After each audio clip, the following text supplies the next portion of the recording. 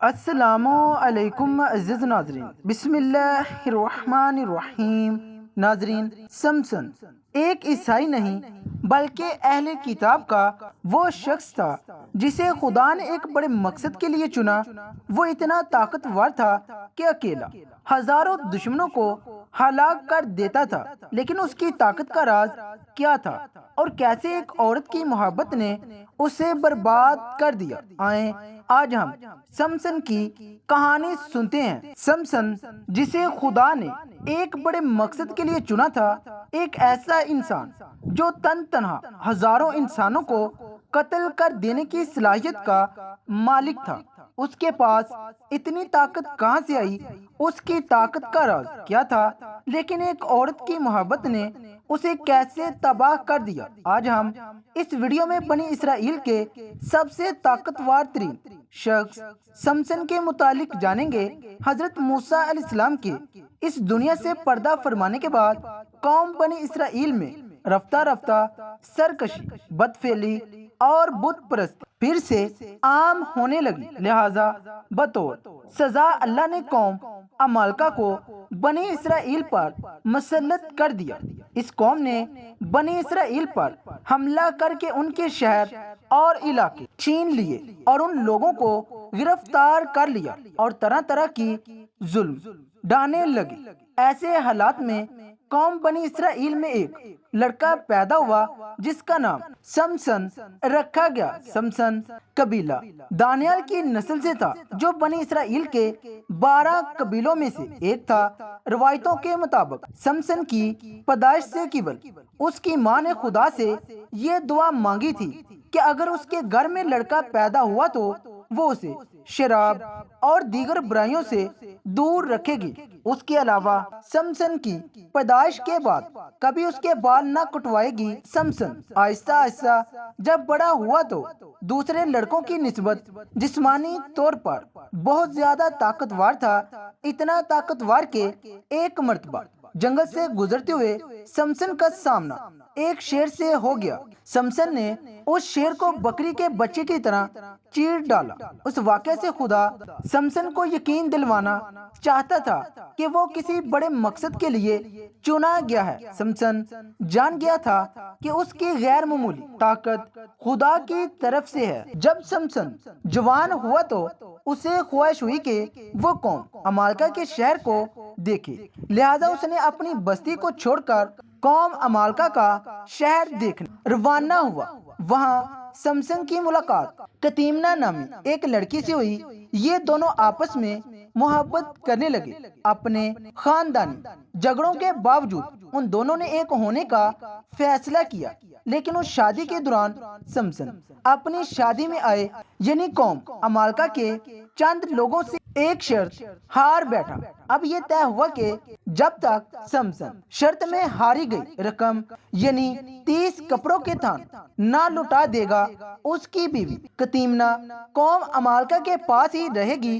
لہذا سمسن مایوس ہو کر اس شہر سے نکل گیا۔ جب وہ کچھ دور گیا تو اسے ایک اسرائیلی قافلہ نظر آیا۔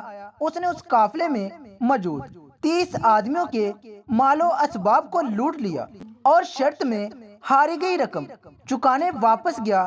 لیکن اس وقت تک کتیمنا کا باپ اس کی شادی کسی دوسرے شخص سے کر چکا تھا۔ غصے میں آ کر سمسن نے قوم عمالقہ کے تمام کھیت جلا ڈالے، جس کے بدلے میں عمالقہ کے لوگوں نے اس کی سابقہ بیوی اور سسر کو مار ڈالا۔ اس کے علاوہ انہوں نے بنی اسرائیل کو مجبور کیا کہ وہ سمسن کو ان کے حوالے کر دیں۔ بنی اسرائیل نے اپنی جان بچانے کی خاطر سمسن کو قوم عمالقہ کے حوالے کر دیا، لیکن جب قوم عمالقہ نے سمسن کو پکڑا تو سمسن نے عمالقہ کے قابو میں آنے کی بجائے محض ایک گدھے کی ہڈی کی مدد سے ان کے 1000 سپاہی مار ڈالے۔ سمسن کے اس کارنامے نے بنی اسرائیل میں اسے خوب مقبول بنا دیا، یہاں تک کہ بنی اسرائیل نے اسے اپنا سردار چن لیا۔ دوسری طرف قوم عمالقہ میں سمسن کا خوف اس طرح بیٹھ گیا کہ وہ سمسن کے مقابلے میں آنے سے کترانے لگے۔ ان کی غلامی میں رہنے والی قوم یعنی بنی اسرائیل اب سمسن کے بل بوتے پر عمالقہ سے جنگ کے خواب دیکھنے لگی، لہٰذا قوم عمالقہ کی نیندیں اڑ گئیں اور وہ دن رات سمسن کے خلاف سازشیں کرنے لگے۔ جب کوئی بھی چال کامیاب نہ ہوئی تو انہوں نے اپنی قوم سے دلائلہ نامی ایک عورت کو چنا جو نہایت ہی حسین و خوبصورت عورت تھی۔ اسے سمسن کی طاقت کے راز جاننے کی ذمہ داری سونپی گئی۔ بدلے میں عمالقہ کے تمام سرداروں نے اسے 1100 چاندی کے سکے دینے کا وعدہ کیا۔ وہ عورت سمسن سے ملنے میں کامیاب ہوئی۔ جب سمسن نے اسے دیکھا تو وہ اس کے ناز و انداز سے متاثر ہو کر اس کا دیوانہ بن بیٹھا۔ اس طرح سمسن اور دلائلہ ایک ساتھ وقت گزارنے لگے اور دونوں مزید قریب ہو گئے۔ ایک دن موقع دیکھ کر دلائلہ نے سمسن سے اس کی طاقت کا راز دریافت کیا، جسے سمسن نے ٹال دیا۔ رفتہ رفتہ دلائلہ اس سے اسرار کرنے لگی، یہاں تک کہ اس نے سمسن کو دھمکی دی کہ اگر وہ اسے اپنا راز نہ بتائے گا تو وہ اس سے علیحدہ ہو جائے گی۔ عشق کے ہاتھوں مجبور سمسن نے دلائلہ کو بتایا کہ وہ جب سے پیدا ہوا ہے اس کے بالوں کو نہیں کاٹا گیا اور اس کی شاندار طاقت کا راز بھی انہی بالوں میں ہے۔ لہٰذا ایک رات جب سمسن دلائلہ کی گود میں سر رکھ کر سو رہا تھا تو موقع دیکھ کر دلائلہ نے اس کے بالوں کو کاٹ دیا۔ اس رات عمالقہ کے سپاہیوں نے سمسن پر حملہ کر دیا، لیکن اس مرتبہ وہ اپنا دفاع نہ کر سکا۔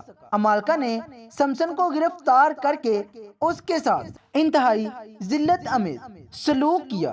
زنجیروں میں جکڑ کر اس کی آنکھیں نکال دی گئیں اور اسے ایک اندھیری کوٹری میں بند کر دیا گیا۔ اس کام کے بدلے میں دلائلہ کو خوب مال و دولت سے نوازا گیا۔ سمسن پر فتح پانے کی خوشی میں قوم عمالقہ نے ایک تقریب کا اعلان کیا۔ قوم عمالقہ کا عقیدہ تھا کہ ان کے دیوتا دیجون نے انہیں سمسن پر جیت دی تھی، اس لیے وہ اس دیوتا کے مندر میں اپنی جیت کا جشن منانے جمع ہوئے۔ اگلے دن تمام عام و خاص اور عوام اس جگہ جمع تھی۔ ایسے میں بادشاہ کے حکم پر ان کے سب سے بڑے دشمن سمسن کو زنجیروں میں جکڑ کر پیش کیا گیا۔ محل میں موجود تمام لوگوں نے اس کے ساتھ بدتمیزیاں کی اور اس پر کوڑا کرکٹ پھینکنے لگے۔ قوم عمالقہ فتح کے نشے میں چور اور عیاشیوں میں مصروف تھی۔ دوسری طرف سمسن نے اپنے گناہوں سے توبہ کی۔ وہ اللہ سے دوبارہ طاقت مل جانے کی دعا مانگ رہا تھا، لہٰذا اللہ نے اس کی سچی توبہ کو قبول کیا اور اچانک سمسن کی طاقت لوٹ آئی۔ لوگ ادھر ادھر بھاگنے لگے۔ تھوڑی ہی دیر میں محل زمین بوس ہو چکا تھا۔ اس واقعہ میں عمالقہ کے 3000 لوگ مارے گئے۔ سمسن اور دلائلہ کا یہ تاریخی واقعہ عہد نامہ قدیم کے کتاب القضاء یعنی دا بک آف ججز میں تفصیل سے موجود ہے، جبکہ اسلامی مورخین مسلم کمال الدین دمیری نے اپنی کتاب حیات الحیوان اور احمد ابن یعقوب نے تاریخ بدی میں ذکر کیا ہے۔ سمسن اہل کتاب کے لیے ایک عظیم الحکیم اور احترام کی کہانی ہے۔ وہ ایک خاص خدمت کو انجام دینے کے لیے پاک ٹھہرایا گیا تھا۔ خدا نے سمسن کو بے حساب طاقت دی تھی، لیکن ساتھ ہی اسے خدا کی اطاعت بھی کرنے کا حکم ملا تھا۔ لیکن سمسن عورتوں کے فتنوں میں پڑ گیا، لہٰذا خدا نے اس پر سے اپنی برکت ہٹا دی۔ شیطان بھی ہماری کمزوری کو جانتا ہے اور وہ سب سے پہلے انہی کمزوریوں پر حملہ کرتا ہے۔ اگر ہماری زندگی میں بھی ایسی کوئی کمزوری ہے جو ہمیں خدا سے دور کر رہی ہے تو ہمیں اس سے توبہ کرنی چاہیے اور اللہ سے اپنا تعلق مضبوط کرنا چاہیے۔ یہ کمزوری کسی بھی شکل میں ہو سکتی ہے، جن میں پیسہ اور موبائل، ٹیلی ویژن، نشہ، گمنڈ یا لالچ اور اسی طرح کی بہت سی چیزیں شامل ہیں۔ سمسن کی زندگی ہمارے لیے ایک سبق ہے کہ ہم اپنی کمزوریوں کے غلام نہ بنیں اور شیطان کو اپنی زندگی میں موقع نہ دیں۔ سمسن کی زندگی ہمیں یہ سبق دیتی ہے کہ انسان کو اپنی کمزوریوں کا غلام نہیں بننا چاہیے، ورنہ شیطان اسی کمزوریوں سے وار کرتا ہے۔ ہمیں چاہیے کہ اللہ سے اپنا تعلق مضبوط رکھیں اور ہر اس چیز سے توبہ کریں جو ہمیں رب سے دور کرے۔ آمین۔